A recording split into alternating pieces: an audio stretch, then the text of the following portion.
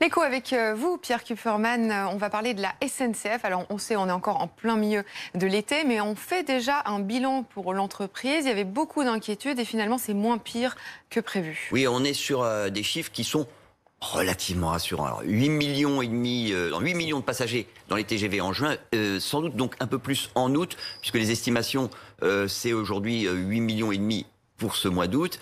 Ça ferait 16 millions et demi au total de passagers dans les TGV. Alors, c'est 15% de moins par rapport à ces 2 mois, disons, en moyenne. Hein.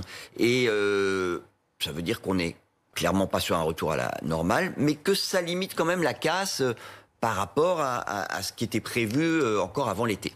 Et notamment avec des trains qui se remplissent quand même très bien le week-end. Le taux d'occupation moyen des TGV, il est un peu inférieur à 80% du vendredi soir au dimanche soir, ce qui est quand même un bon chiffre.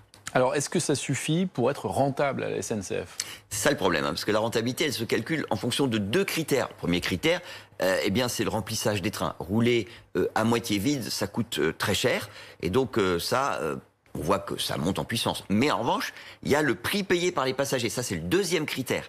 Et là, justement, pour remplir ces trains, la SNCF, elle a dû vendre davantage de billets à prix cassé.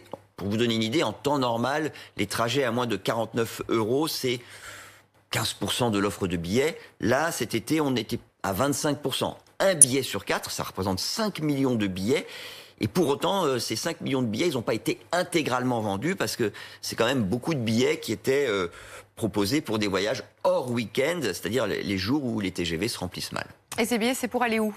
Alors, pas de surprise hein, de ce côté-là. Les destinations que les Français privilégient cet été, c'est le sud-est, c'est le sud-ouest, c'est la Bretagne. C'est donc la mer. Et en revanche, on voit beaucoup moins de monde dans les TGV qui partent pour l'étranger. Donc là, on parle des TGV des Thalys, des Eurostar. Et puis, c'est la vraie tendance de l'été, c'est ce qu'on appelle le last minute, c'est-à-dire des gens qui décident au dernier moment de partir. On n'a pas trop eu le choix avec l'épidémie. C'est vrai. Alors, l'épidémie, c'est les conditions sanitaires, comment ça se passait. Et puis, c'est la météo quand même. Merci Pierre.